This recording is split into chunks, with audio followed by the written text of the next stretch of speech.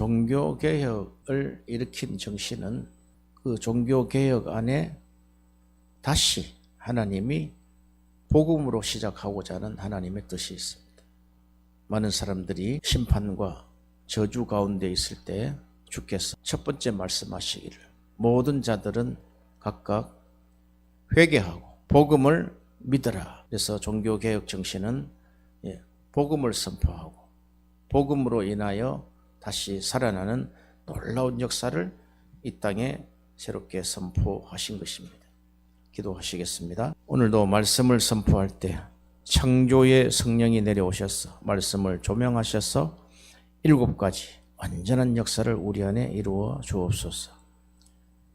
모든 것을 가르치시고 주님의 음성을 생각나게 하시고 성령 받아 예수 증인되게 하시고 모든 진리 가운데로 인도하시고 장래의 일을 우리에게 알려주옵소서. 예수님의 영광을 나타내시고 우리를 구원하여 주옵소서. 성령님이 오셔서 죄와 의와 심판에 대하여 우리 안에 있는 세상을 책망하여 주옵소서. 성령이 가라사대 내가 불러 시키는 일을 위하여 바나바와 바울을 따로 세우듯이 오늘 우리에게 직접 말씀하셔서 파송하여 주옵소서.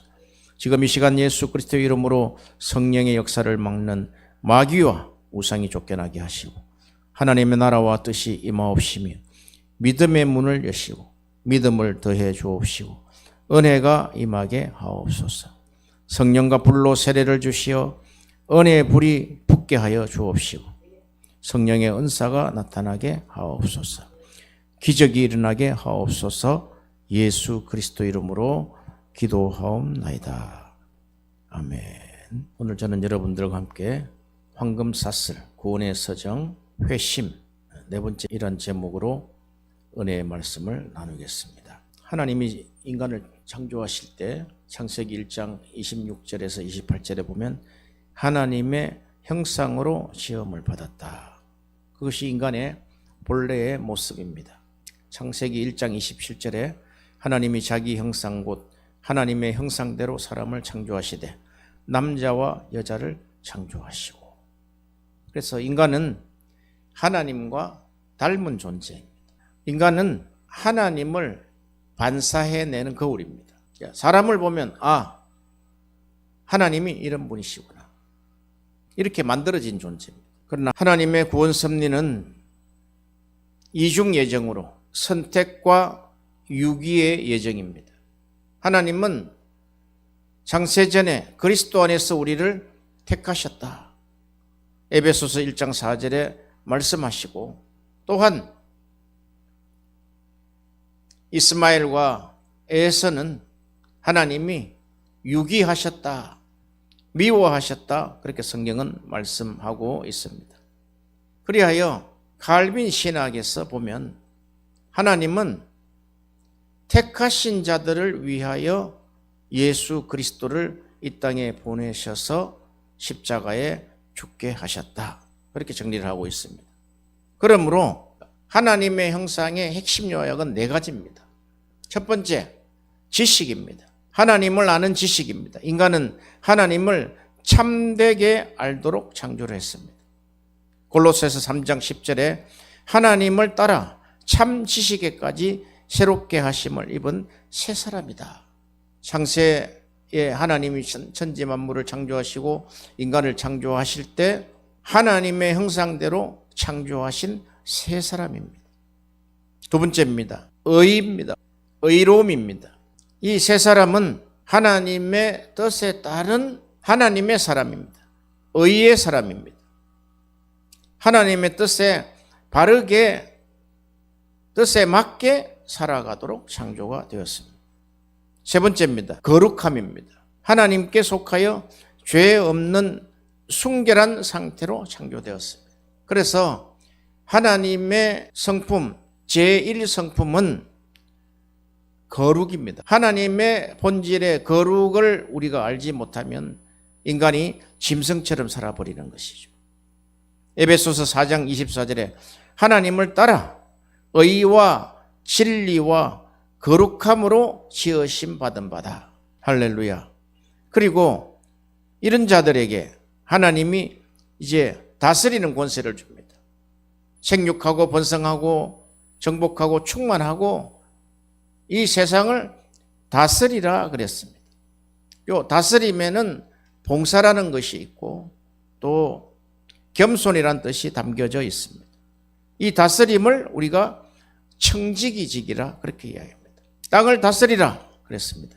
하나님의 뜻이 잘못 해석되니까 온 땅을 정복하라 하니까 정복자가 되어가지고 사람을 죽이고 그건 성경이 잘못 해석된 것이죠. 그러므로 하나님의 통치를 세상 속에서 대표하는 존재로 저희들을 만들었습니다.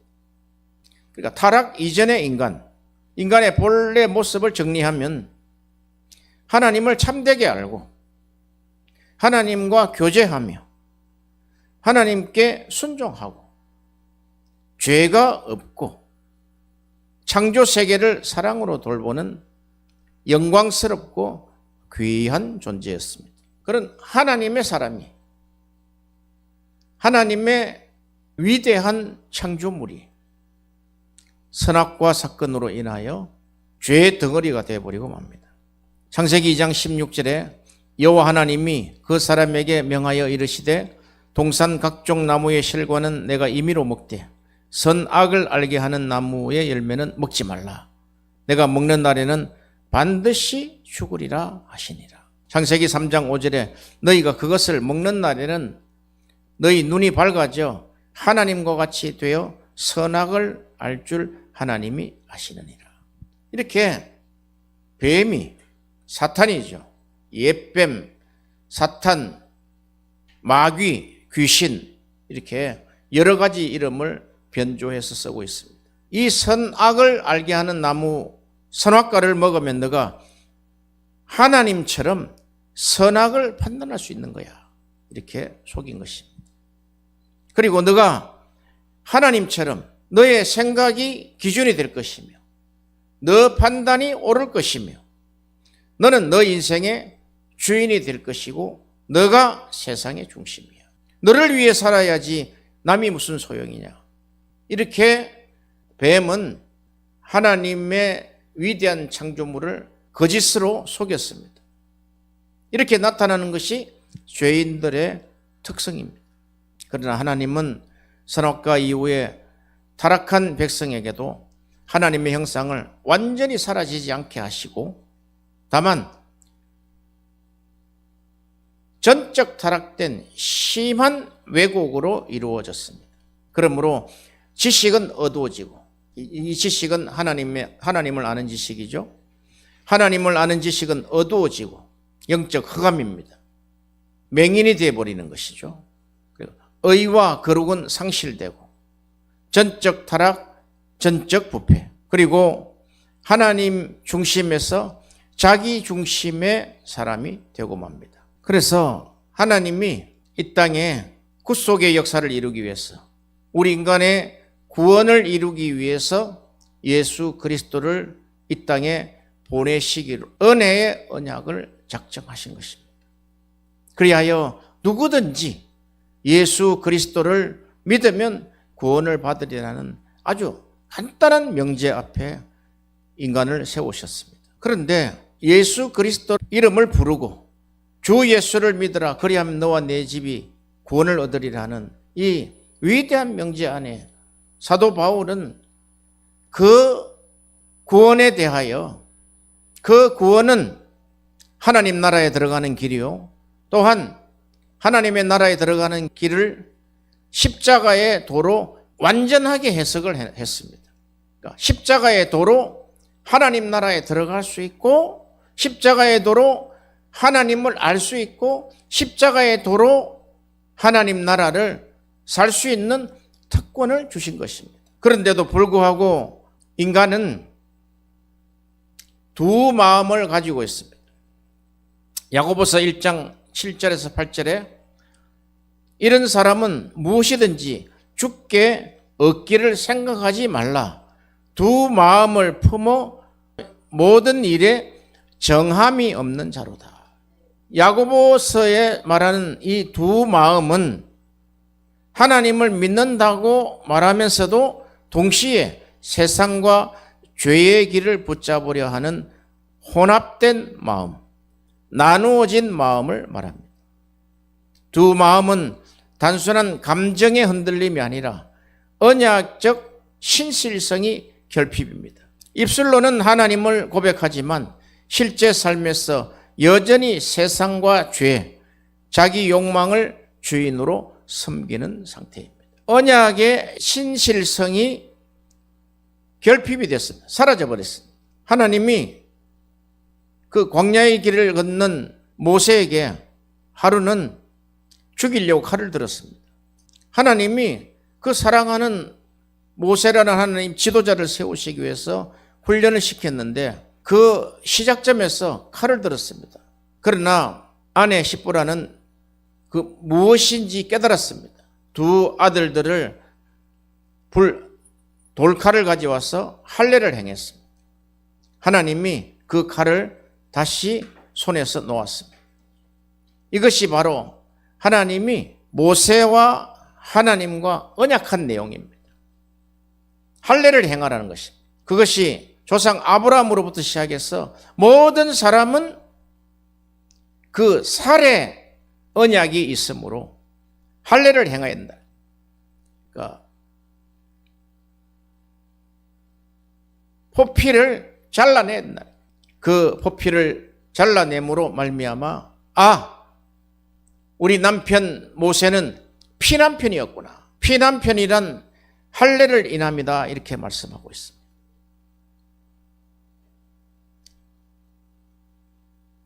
모세는 평생을 그렇게 생각하지 않았겠어요?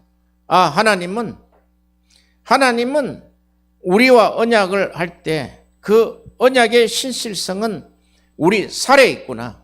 우리 육체에 있다는 것입니다. 또 한 가지 적용은 그렇습니다. 롯의 아내입니다.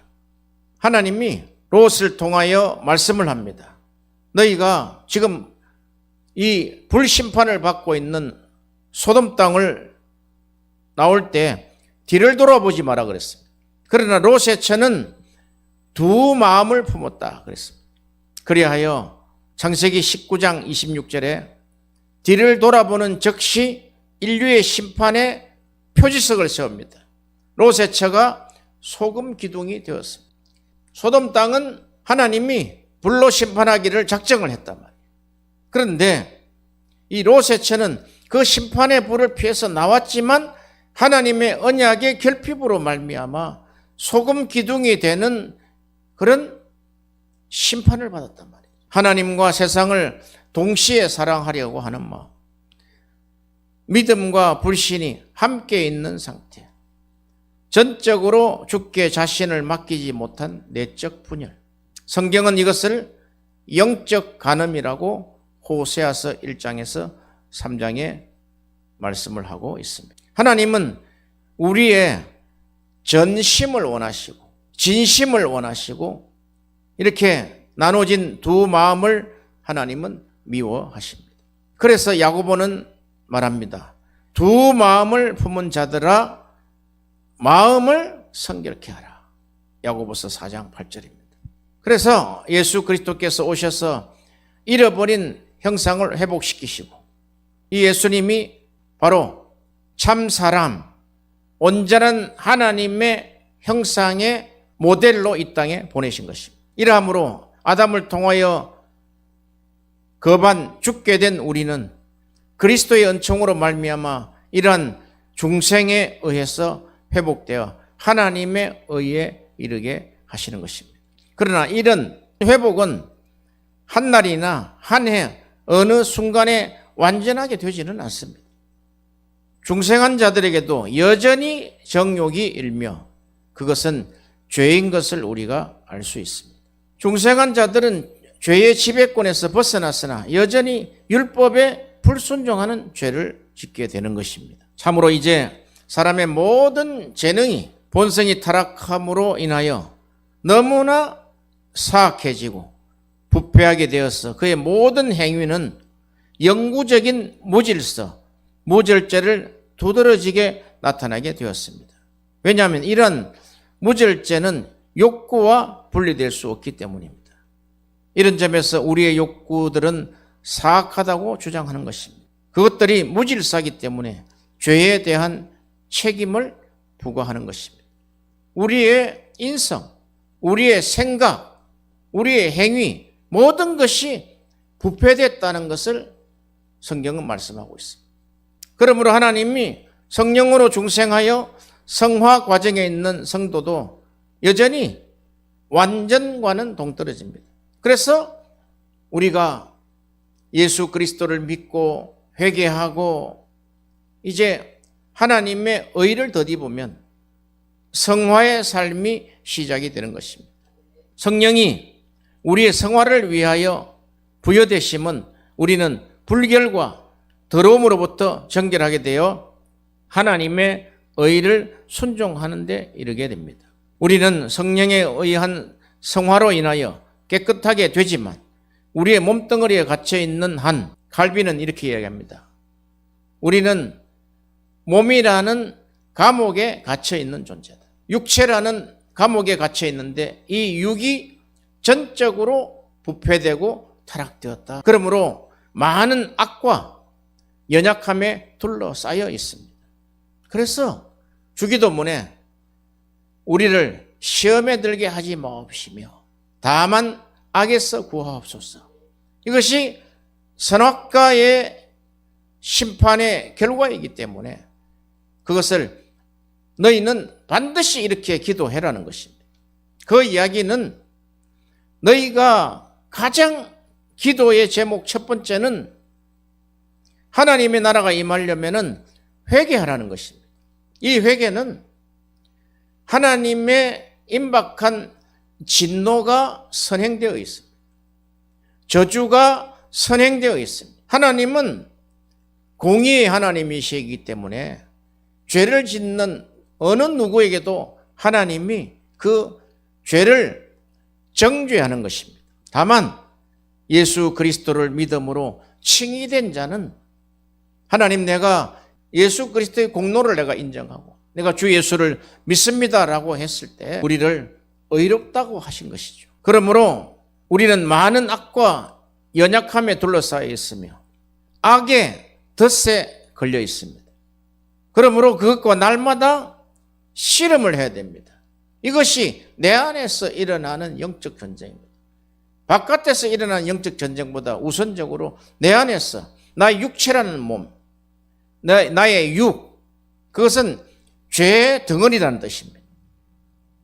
거기서 죽기 전까지는 그 육에서 우리가 나오지 못하는 것입니다. 하나님 기가 막힌 하나님의 계획 아니겠어요? 우리는 나태함과 안일함을 깨뜨리고 경각심을 가지고 마음을 집중하여 부지불식간에 우리 육체의 업무에 압도당하지 않도록 해야 됩니다. 그래서 눈만 뜨면 무슨 생각만 하면 행하는 모든 것이 다 악이다는 것입니다. 그래서 로마서 1장은 복음에 대한 근거를 예수 그리스도라고 제시를 합니다. 복음은 예수 그리스도의 인격과 사역입니다. 이렇게 제시를 하면서 그 복음에는 하나님의 의가 나타났어. 이제 너희는 오직 믿음으로 살 수 있게 하신다 하고 딱 나타나는 것이 이제 죄와 불의에 대해서 우리에게 설명을 하는 거예요. 어떤 것이 죄며 어떤 것이 불의냐는 것이죠. 그러니까 우리 육 안에 있는 근본적인 그 사상, 인성이 불의라는 불의. 그 불의가 행동으로 나타날 때 그것을 죄라고 하는 것이죠. 그래서 사도 바울은 회개는 이렇게 된다는 거예요. 이렇게 7가지의 성향을 우리에게 말씀합니다. 고린도후서 7장 10절입니다. 어떻게 하면 우리가 참 회개를 할 것인가? 고린도후서 7장 10절에 보시면 하나님의 뜻대로 하는 근심은 후회할 것이 없는 구원에 이르게 하는 회개를 이루는 것이요. 세상 근심은 사망을 이루는 것이니라. 7장 10절만 딱 봐도 우리가 세상 근심을 함으로 우리가 사망 가운데 거하는 자구나. 그러면 어떻게 우리가 회개할 것인가?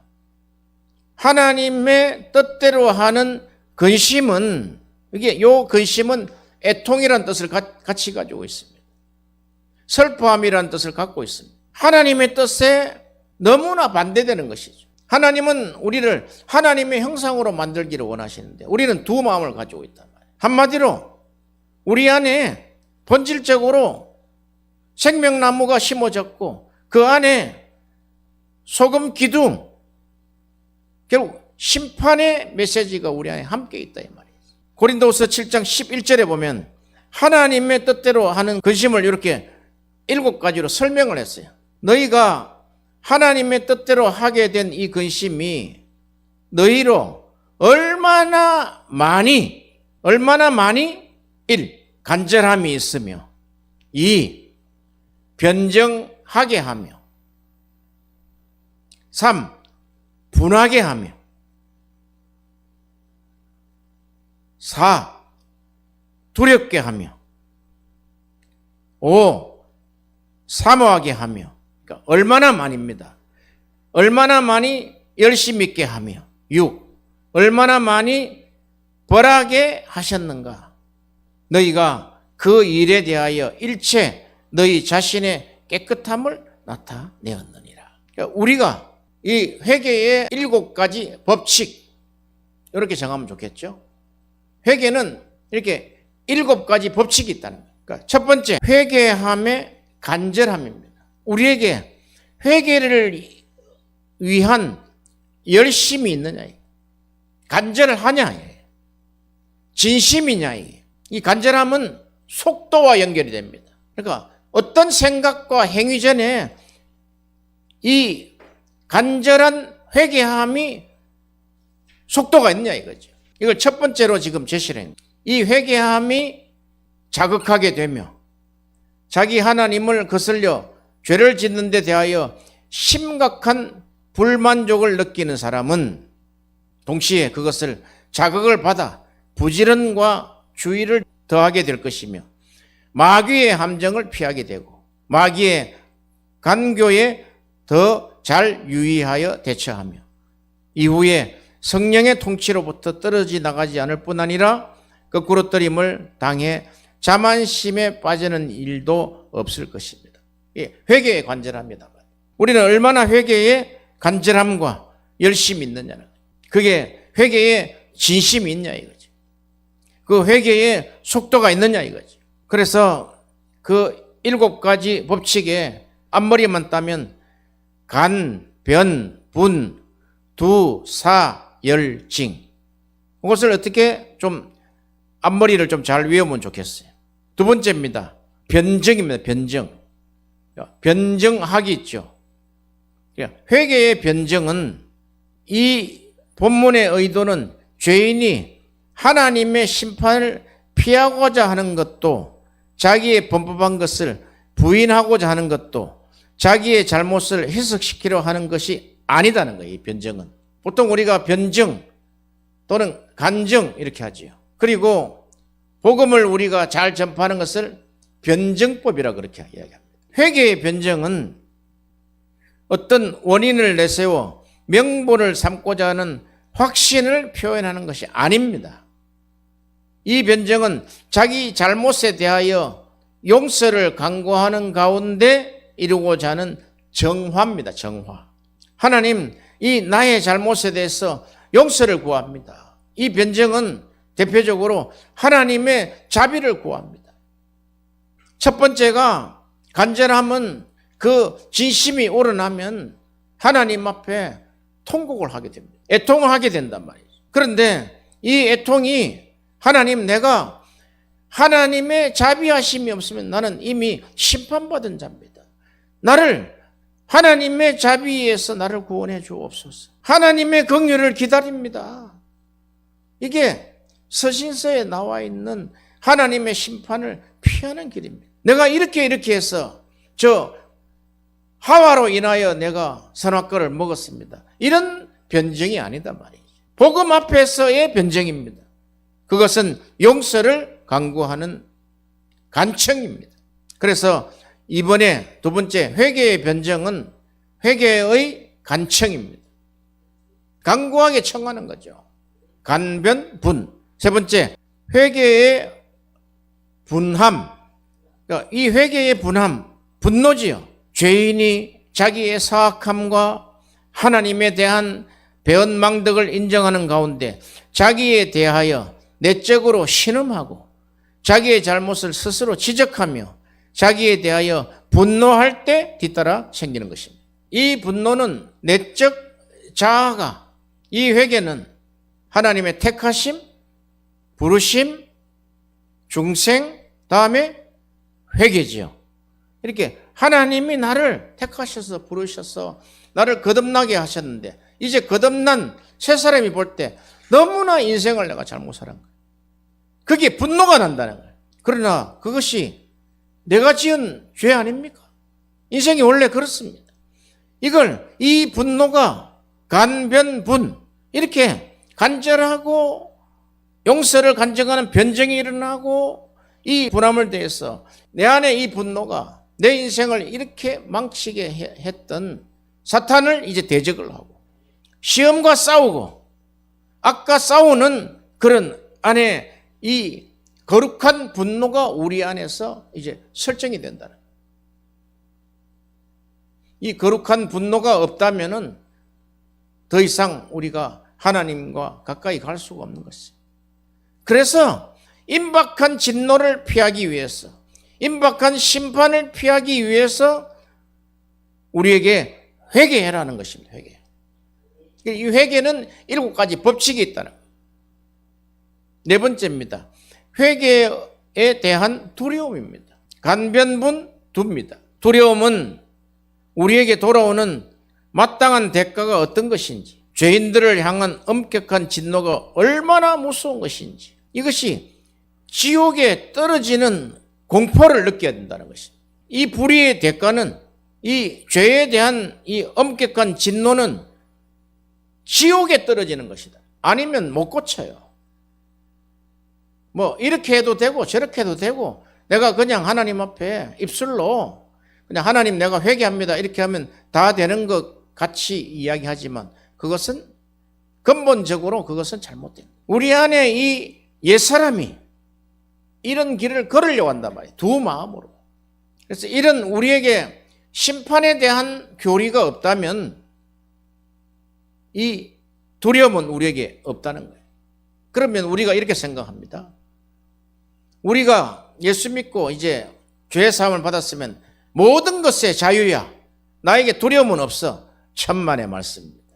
이 심판의 교리를 잘 들어보면 우리가 얼마나 정화되어야 하며 얼마나 성결을 해야 되며 얼마나 거룩해야 된다는 것을 우리가 알 수 있습니다.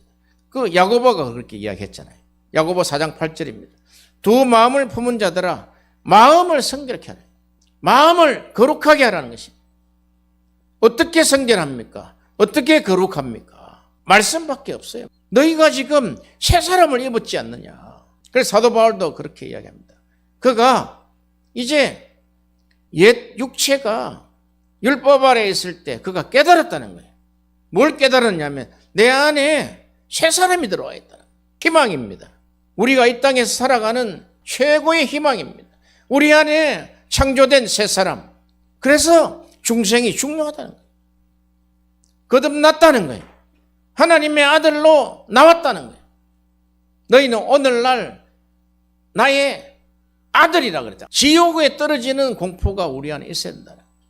내 이 죄가 지옥 가는 죄다는 거죠. 죄가. 이 불의가 근원적으로 지옥 갈 수밖에 없다는 거예요. 야고보가 그렇게 합니다. 너희 속에 너희 입에서 단물과 썬물이 나온다는 거예요.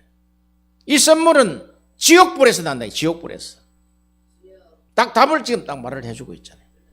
이 두 가지 모두를 우리가 마음속에서 헤아릴 때마다 생기는 동료를 의미합니다. 그때 우리는 우리에게 이 지옥에 떨어지는 공포, 이 진노가 우리에게 겸손을 가르치고 이후에는 우리를 더욱 신중하게 만드는 묘한 불안에 시달릴 수밖에 없게 됩니다. 이게 없으면요 신앙이 발라지질 않아요. 방종한단 말이에요. 자세히 살펴보면은 대부분의 그리스도인들이 여기에 대한 두려움을 가진 사람들이 별로 없습니다. 그래서 하나님이 쓰시는 사람, 정말 하나님이 어떤 분인지를 아는 사람은, 하나님은 히브리서도 그러잖아요. 히브리서도 하나님은 소멸하는 불이다 그랬다. 얼마나 무섭게 해요. 너희가 죄를 짓고 두 마음을 품고 불의를 행하는 자에게는 하나님이 맹렬히 불타는 맹렬한 불에 불심판을 당할 것이다. 소멸시켜버린다. 우리에게 겸손을 가르치고 우리를 더욱 신령하게 하는 묘한 불안, 그 불안에 하나님이 덜덜덜 떨게 하지는 않습니다. 그러나 나의 새롭게 창조된 자아는 이제 나는 목표는 하나님의 거룩이야, 하나님의 성결이야, 하나님께 인정받는 것이야 하는 것이 내 안에서 스스로 이 부패한 전적 타락한 심령 안에서 새로 창조된 새 사람이 늘상 고백하고 그 길을 가게 하는 것입니다. 그런데 우리가 앞에서 첫 번째 말한 근심이 두려움으로부터 생긴다고 볼 때 이 둘은 함께 결합되어 있는 것을 볼 수 있습니다. 하나님 뜻대로 하는 근심 이랬잖아요. 하나님의 뜻대로 하는 근심은 이 두려움과 함께 연결되어 있다. 7가지 법칙이 한 연결되어 있단 말이에요. 다섯 번째, 회개함의 사모함. 간절함하고 사모함하고 지금 비슷한 동류지만 달라요. 사모라는 말은 우리가 의무를 부지런히 이행하고 명민하게 깨어 있어서 우리 자신들의 범죄에 대한 인식을 필히 낳게 되는 말씀의 순종을 다하려는 것을 의미합니다.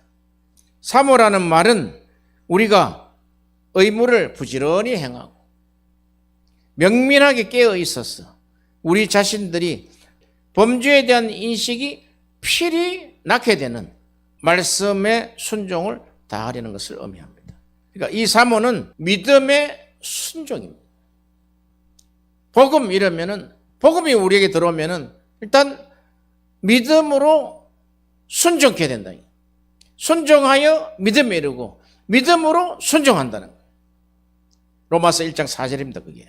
여섯 번째, 회개함의 열심, 간변분, 두사, 열징 이렇게 했죠. 열정.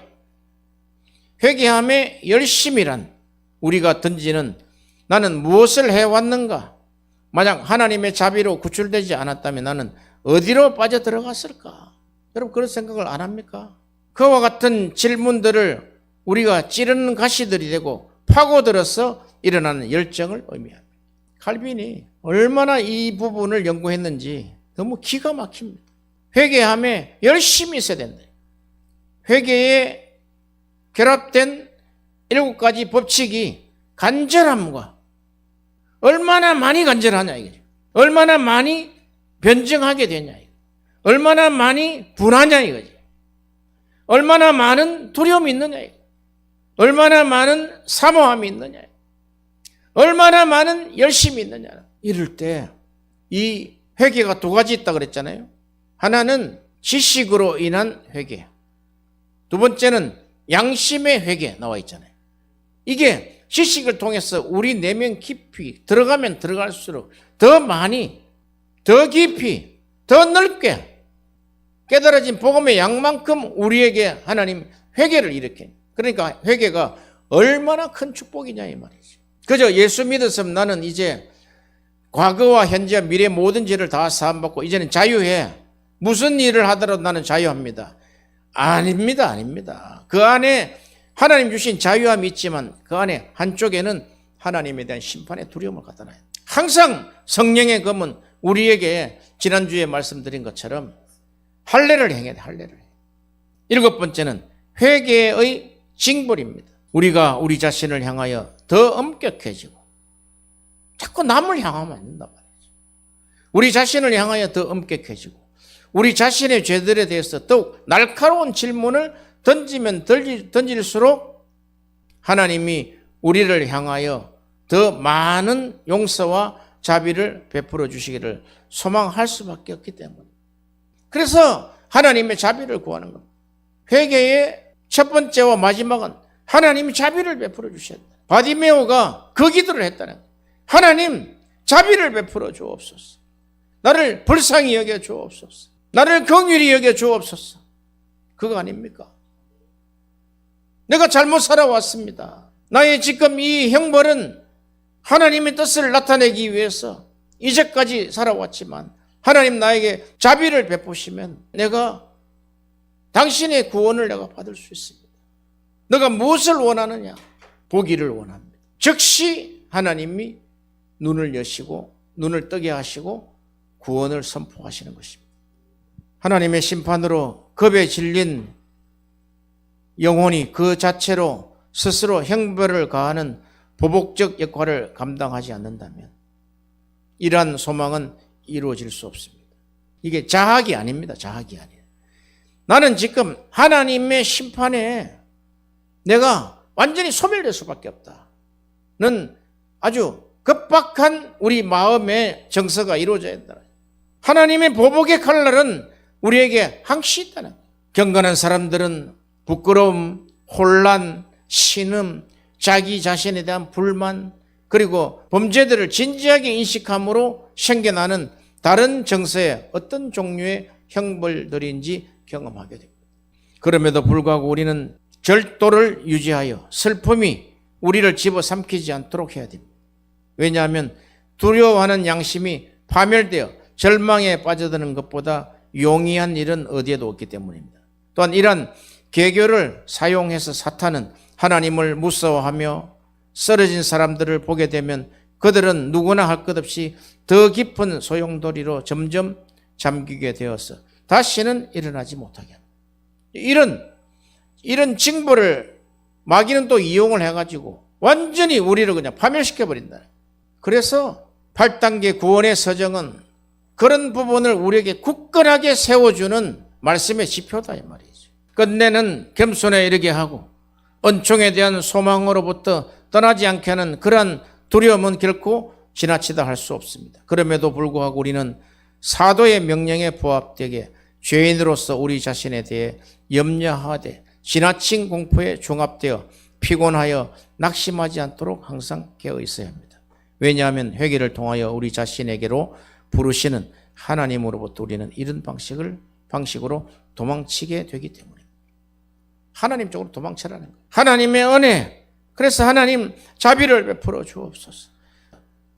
오직 하나님의 은혜가 필요합니다. 어떻게 이렇게 표현할 수가 있어요? 사도 바울은 천재입니다. 천재. 영적 천재입니다. 그러니까 하나님 쓰시는 거예요. 그가 율법의 전도사였을 때는 예수를 믿는 자들을 그가 처형하기 위해서 열심을 다했지만 이제는 그가 살아야 될 이유, 내가 사나 죽으나 주의 것이라 하는 것이 확실하단 말이죠. 그러면 하나님 앞에 쓰임 받으려면은 우리 안에 이런 7가지 회개의 법칙을 통해서 우리가 정결케 되어야 된다. 거룩하게 되어야 된다. 하나님의 심판이 눈앞에 있어야 된다. 아니면 복음의 그 위급함을 전할 수 있겠습니까? 복음을 전하는 사람이 이 복음을 믿지 않는 사람들의 지금 당한 임박한 진노와 심판 앞에 무슨 이야기를 할 수 있겠습니까? 우리 주님은 너희가 회개하고 복음을 믿으라 그랬잖아요. 회개하고 복음을 믿으라. 이 회개 안에 이런 무궁무진한 이 회개를 위한 완전한 회개에 이르는 것을 증명을 했다. 히브리서 12장 3절과 5절에 너희는 피곤하여 낙심하게 하지 않기 위하여 죄인들이 이같이 자기에게 거역한 일을 참으신 일을 생각하라. 너희가 죄와 싸우되 아직 피 흘리기까지는 대항하지 아니하오. 죄와 싸우기는 싸우는데 피 흘리기까지 싸우지 않는다는 거예요. 여기서 죄와 싸우되 아직 피 흘리기까지, 이게 뭡니까? 할례 아닙니까? 할례. 성령의 칼로 도려내야 된다. 도려내야. 그렇게 대항해야 된다. 잘라버리라. 하나님 나라의 불필요한 불결들 잘라내버리라. 5절에 또 아들들에게 권하는 것 같이 너희에게 권면하신 말씀을 잊었도다. 일러스되 내 아들아 주의 징계하심을 경히 여기지 말며 그에게 꾸지람을 받을 때 낙심하지 말라. 이게 다 우리 안에 불의와 죄에 대한 값이란 말이에요. 이거 한국 교회와 성도들이 나 예수 믿습니다. 아멘. 이제 구원받았습니다. 그게 잘못하면은 거짓 회개와 거짓 중생에 들어가면 이런 거짓 회개와 거짓 중생된 자들은 이 7가지 회개의 법칙에 도달할 수가 없어요. 이렇게 해야 이런 회개가 이루어질 때 내적이고 외적인 회개의 열매가 나온다는 거예요. 회개의 열매는 하나님을 향한 경건과 사람들을 향한 사랑의 의무, 그리고 이 세상 삶 전체 가운데 거룩함과 순수함, 그런 것들입니다. 요컨대 하나님의 법을 규범으로 삼아 자기 삶에 대한 질문을 던지는데 더 많은 열의를 쏟는 사람일수록 자기의 회개에 대한 더욱 확실한 표징들을 보여줄 것입니다. 그래서 구약에 가면 회개가 피 울며 금식하고 옷을 찢으라 그랬어요. 그러나 우리 신약에 와서는 그 회개의 본질이 금식, 우는 거, 옷을 찢는 것에 있지 않고 마음에 할례에 있다는 거예요. 마음에 할례. 우리 안에 선악과를 도려내는 거예요. 도려내는 거예요. 뽑아내는 거예요. 전체 마음을 여호와께로 회심하는 것과 옷을 찢지 않고 마음을 찢는 것은 회개에 속한 것입니다. 하나님께 돌아오라는 거예요. 그게 회심이라는 거예요. 슈브네, 슈브. 회개는 원어가 슈브면 돌아오라는 거예요. 너희가 옷을 찢지 말고 마음을 찢고 마음의 할례를 행하라는 거예요. 그런데 이스라엘 백성들이 이 하나님의 명령을 지킬 수가 없었습니다. 그래서 하나님이 하시겠다는 거예요. 우리 안에 성령을 보내신 거예요. 내 안에 계신 그리스도, 그분이 성령인 줄 믿으시기를 바랍니다. 회개는 죄에 대한 고백일 뿐 아니라 하나님을 향한 회심이며 형벌과 죄책을 거두어 달라는 간구와 함께하기 때문입니다. 그래서 회개는 하나님, 나에게 이러한 죄에도 불구하고 하나님 앞에 자비를 구합니다. 은혜를 구합니다. 그 안에 자비를 구하는 안에 죄의 목록이 항상 산재해가 있다 이 말이죠. 그 간구 안에 하나님의 은혜를 구하는 것이 산재해가 있다는 거예요. 말은 한 단어예요. 자비를, 하나님의 자비를 베풀어 주옵소서 할 때 하나님 앞에 구하는 것이 내 죄의 목록이 촉촉촉촉 나와요. 그게 시편에 그런 죄 목록들이 다 나오고 로마서 1장 18절 이후에 죄 목록이 쫙 나오잖아요. 그것은 불의에서 시작한다. 너희가 하나님을 마음에 두기를 싫어한다는 거예요. 시편 51편 3절 4절에 무릇 나는 내 죄가를 아오니 내 죄가 항상 내 앞에 있나이다. 내가 주께만 범죄하여 주의 목전에 악을 행하여 사오니 주께서 말씀하실 때 의로우시다 하고 주께서 심판하실 때 순전하시다 하리다. 이렇듯 그는 자기의 죄에 대한 비난을 경감시키려고 하지 않습니다.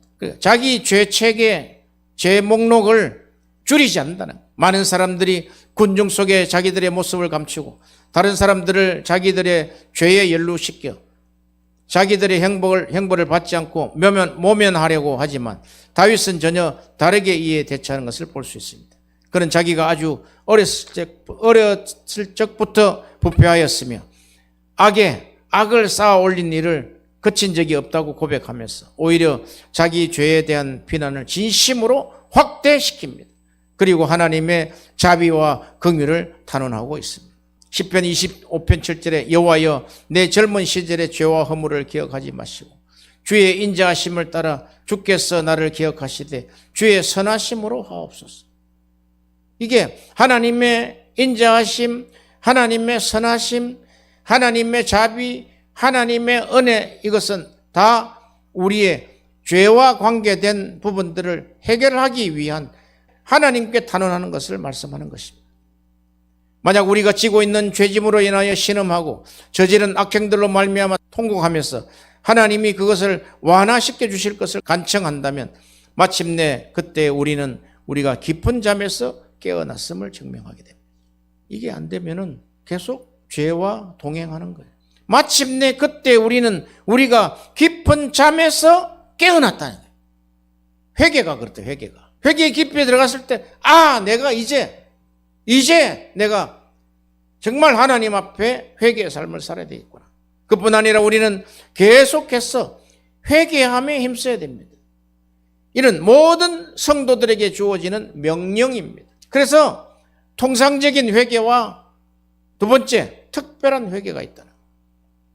통상적인 회개는 거듭난 성도가 하는 평생 동안 하는 매일의 회개인데, 성도는 날마다 죄를 미워하고 죄와 싸우고 하나님께 돌아오는 삶 전체를 말하며 평생 동안 계속해서 방향 전환의 삶을 칼빈은 성화와 회개를 분리시키지 않으며, 회개는 한 사건이 아니라 한 여정이라고 말했습니다.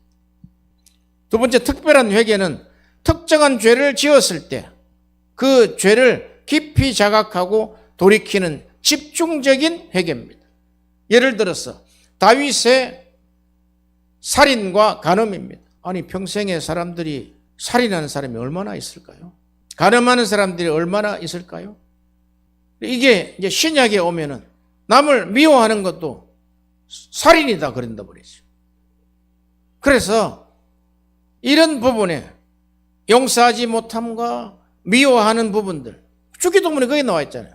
우리가 우리에게 지은 죄를 용서해 주시고 우리 죄를 사하해 달라고, 용서해 달라고, 시험에 들지 말게 해달라고, 악에서 구해 달라고 하는 것이 이게 선악과와 관련이 있고, 이것을 마음을 찢는, 마음을 자르는 할례에 속한다 이 말이죠. 예를 들면 어떤 죄를 반복했을 때, 반복되는 죄입니다. 마음을 어둡게 하는 죄에 빠졌을 때, 우리가 분노하고 부부가 싸워보세요. 둘이 얼굴이 감전되잖아요.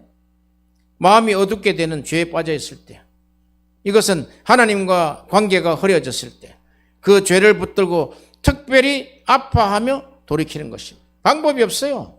불신자들은 이걸 평생을 가져가는 경우도 있단 말이에요. 부부에서.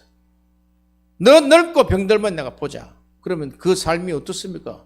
얼마나 그 삶들이 아주 지옥을 설정해 놓고 산단 말이죠.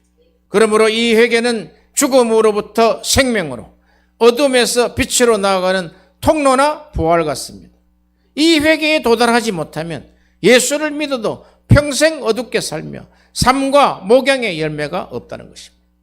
그리고 이 회개는 반드시 회개를 통해서 죄 사함으로 연결된다는 거예요. 세례 요한이 예수 그리스도의 면전에서 그 길을 예배하기 위해 보냄을 받은 세례 요한은 회개하라, 천국이 가까웠느라고 선포했습니다. 요한은 그들의 회개에 이르도록 청함으로써 1. 그들이 죄인이라는 사실, 2. 그들에게 속한 모든 것이 하나님 앞에 저주를 받았다는 사실을 인정하도록 충고한 것입니다. 너가 지금 죄인이다 이 말이에요. 그리고 하나님의 저주와 임박한 진노 앞에 있는 너라는 것을 인정하도록 충고했다는 거예요. 이는 그들이 자기 자신의 육체를 죽이고 성령 안에서 새로운 중생의 서원을 다하는 가운데 간청하도록 하기 위함인 것입니다. 마가복음 1장 4절에 세례 요한이 광야에 이르러 죄 사함을 받게 하는 회개의 세례를 전파하니, 인생이 죄덩어리에 눌려서 피곤한 그들에게 주님께서 돌이키고 죄 사함과 구원에 대한 소망을 품으라는 메시지를 받게 됩니다. 주 예수께서도 다음과 같이 선포했습니다. 마가복음 1장 15절에 이르시되 때가 찼고 하나님의 나라가 가까이 왔으니 회개하고 복음을 믿으라. 첫째는 그의 하나님이 자비의 보화들이 자기 안에서 드러났다고 선포합니다. 하나님의 자비가 임했으니까 회개하라는 거예요. 둘째, 회개를 요구합니다. 셋째, 그는 하나님의 약속에 대한 확신을 요구합니다. 누가복음 24장 46절에 또 이르시되 이같이 그리스도가 고난을 받고 제3일에 죽은 자 가운데서 살아날 것과 또 그들의 이름으로 죄 사함을 받게 하는 회개가 예루살렘으로부터 시작하여 모든 족속에게 전파될 것을 기록했다. 할렐루야. 사도들도 그랬어요. 베드로의 첫 설교를 듣고 마지막 이렇게 했다. 형제들아, 그러면 우리가 어떻게 할꼬? 어떻게 해야지 우리가 지금 이런 진노와 이 저주 가운데서 어떻게 하면 헤어날 수 있을까? 그러면 형제들아 우리가 어떻게 할꼬 할 때 요 앞에 내용의 설교를 그것을 회심 준비론이에요. 준비론, 회심 준비론.